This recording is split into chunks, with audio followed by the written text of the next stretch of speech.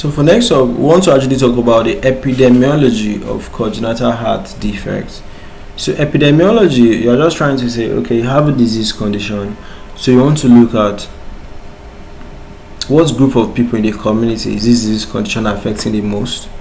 They're in the different regions of the world.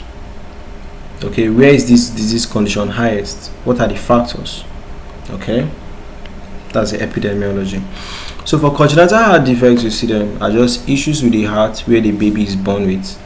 So some problems happen when the baby was developing and the heart happened not to develop properly. So for epidemiology, you just say that it reveals what a significant global health burden, especially among infants and young children. So these conditions are the most common birth defects and the leading cause of birth defect related death. So most of the times, if you see a baby, they just give birth to the baby dies, usually due to congenital. So if I hear mainly for the statistics, you can pause to observe this. Okay, remember the key is at this side. I'm using the white distance, so it's not really showing. Okay, so the key is at this side. Every number I see here is into millions. Okay, so for the epidemiology, we see that prevalence, it affects approximately 1% of live births worldwide. Okay, 1% is millions, bro. Okay, so critical ones. Okay, about 25% of affected infants have critical defects requiring surgery or catheter-based intervention within the first year of life. If not, they will die. Okay, that's why I would say birth defect related mortality.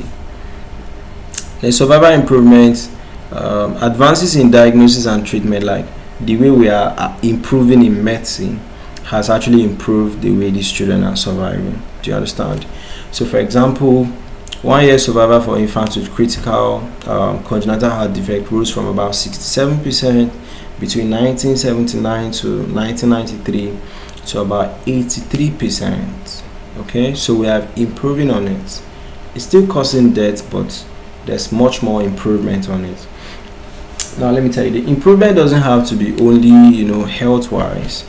You can also advise all those parents, okay, because sometimes the genes actually run in their families and all, you get.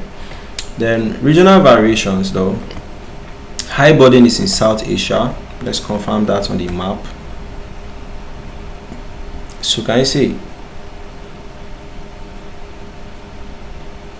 okay, here it is. South Asia is carrying the highest.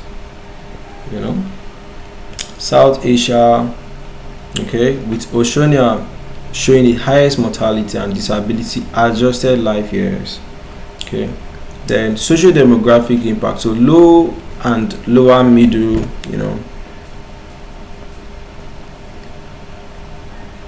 SDI regions experience the highest burden due to limited access to specialized care. So this one is just trying to talk about the social, economic status, where people don't really have specialized healthcare, approaches because of maybe their financial stuffs. So examples of these congenital heart defects, that the most common ones, how about this? Ventricular septal defect, atrial septal defect, tetralogy of Fallot, transposition of great arteries. Now you should know that the septal defect, that's the atrial septal defect, and the ventricular septal defect, they are the most frequent ones. So why this epidemiology matters? It helps you to know the areas that have the most burden, and to help the government on making policies, improve screening and early intervention, support research and innovation in pediatric cardiology. Okay, so that's it for this epidemiology.